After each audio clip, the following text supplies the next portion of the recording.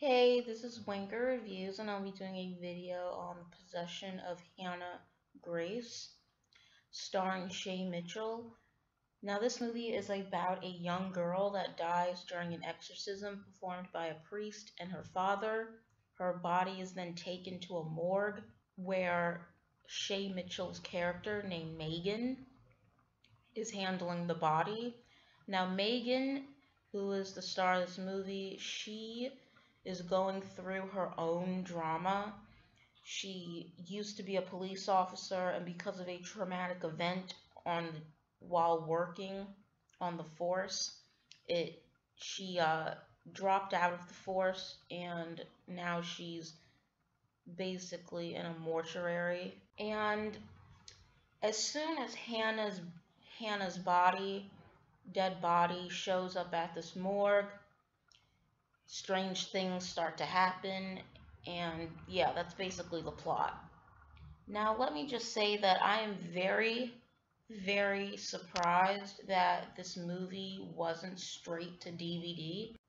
This movie, if it did come out in theaters, I'm also very surprised this got a November release. Like, this is just like basically a December release where good movies are supposed to come out because of the Oscars that are coming up. Now, this is the kind of movie that would come out in January or September, and I don't even know how this movie even got released in theaters because this is yeah. Anyway, before I get into the negatives, I'll bring up some positives.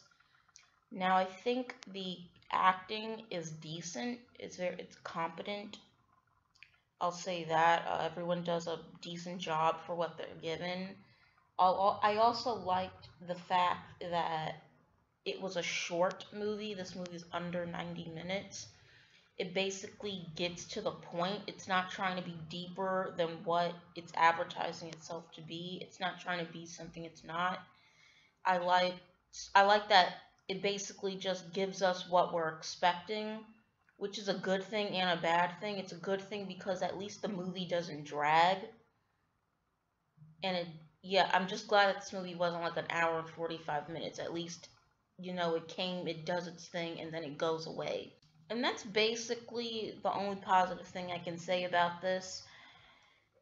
The problem with this movie is that the main character, played by Shay Mitchell, is boring as hell. They give us a lot of information about how she ended up working the graveyard shift at this morgue, and why she has like really bad anxiety, and why she's always pouty. But the thing is that I personally did not care about this character whatsoever. And I think it mainly it could be just the writing, but I just thought Shay's acting was very, very lackluster. Like, she was so one note. I don't think she smiled once in this movie, which is fine, but I just thought her character was just very boring. And I'm not familiar with Shay's acting, so I don't know if this is just if she's just this if that's just her acting style, or maybe it's the writing. I'm not sure if she's a good actress in her other material. Apparently, she's in the TV show Pretty Little Liars, which is a show that I have no interest in watching.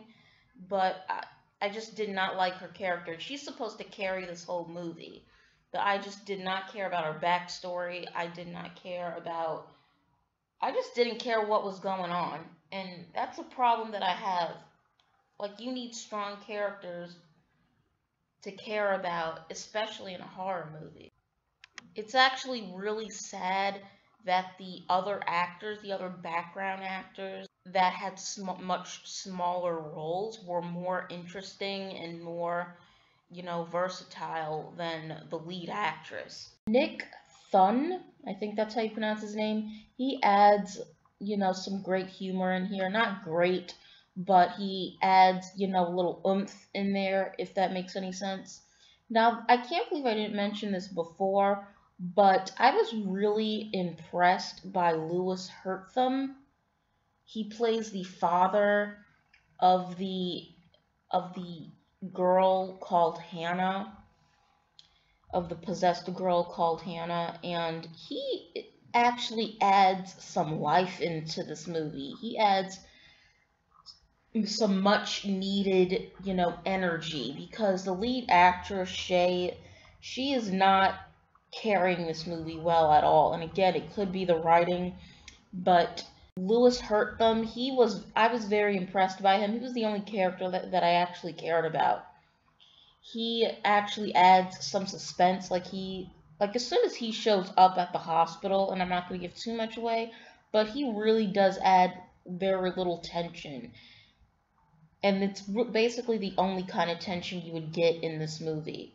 And he's the light of like, he actually somewhat saves this movie, even though he has a very minor role. And you kind of wish that the movie focused more on him instead of this Megan Reed character. Another problem with this movie is that it's filled with cliches. It's filled with everything that you've already seen before. Like, if you're a huge horror fan, or even the average, horror movie watcher, you've seen, like, everything in this movie you've seen before, but done better in other movies. Like, the like the body of Hannah Grace, when the body starts to come back to life and starts to move around, it starts to make that little crinkly noise.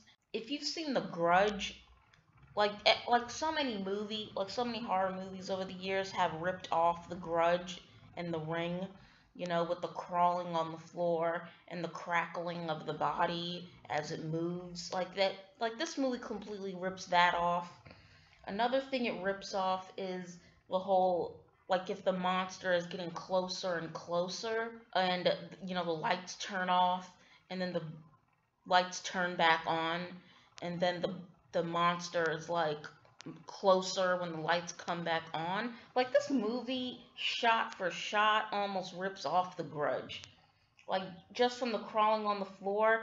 And I think they even, like, this movie even ripped off a hallway scene from The Grudge 2, when the ghost woman is like walking towards Sarah Michelle Gellar's character in the hospital, and the lights keep turning off and on, and as the lights keep turning off and on, the ghost, gets closer and closer, and this movie rips that scene off completely. And yeah, this movie just has nothing new to offer. It's a run-of-the-mill, terrible horror movie, and it really does give horror, the horror genre, a bad name, and I'm very, very surprised that this got a theater release. It seems like a VOD movie. It seems like, I don't know, it seems like a January movie. Like, there's another movie coming out called, called, uh, yeah, it's called Escape Room. And that, an escape room that's coming out in January, where movies go to die, looks like the same quality as this movie. So I don't understand how this movie got a release date in December, November, December, but other movies get shuffled into January, where bad movies go.